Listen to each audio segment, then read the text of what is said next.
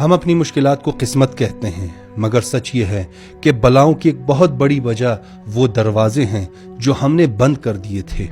لیکن وہ کیسے؟ آئیے دیکھتے ہیں۔ ابو حمزہ سمالی روایت کرتے ہیں کہ جمعے کے دن میں نے نماز فجر مدینہ کی مسجد میں حضرت امام زین العابدین علیہ السلام کے ساتھ ادا کی۔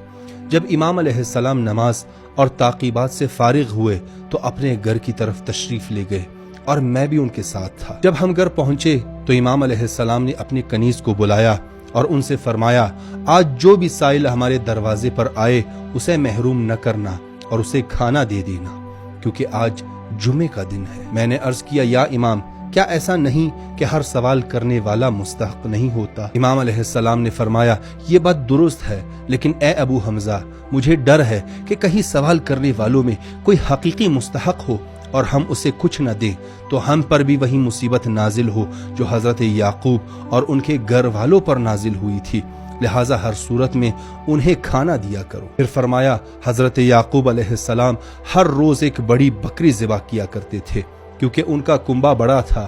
اس میں سے ایک حصہ فقراء کو صدقہ دے دیتے تھے اور ایک حصہ خود اپنے اور اپنے اہل و عیال کے لیے رکھتے تھے۔ ایک جمعے کی رات افطار کے وقت ایک مومن سائل جو روزے دار تھا، مسافر، غریب اور واقعی مستحق تھا اور اللہ تعالیٰ کے نزدیک بڑی قربت اور منزلت رکھتا تھا، حضرت یعقوب کے دروازے پر آیا اور کہنے لگا، اللہ کے لیے مجھے کھانا دے دو، میں غریب مسافر سائل ہوں، تمہارے پاس موجود اضافی کھانے میں سے مجھے دے دو۔ اس نے کئی مرتبہ یہ بات دہرائی، لیکن گھر والوں نے اس کی آواز سنی مگر اس کی بات کو سچ نہ سمجھا۔ جب وہ نا امید ہو گیا اور رات کی تاریکی ہر طرف چھا گئی تو رو پڑا اور کہنے لگا، انا للہ و انا الیہ راجعون۔ اس نے رات بھوک کی حالت میں گزاری اور صبح کی جبکہ وہ روزے سے تھا۔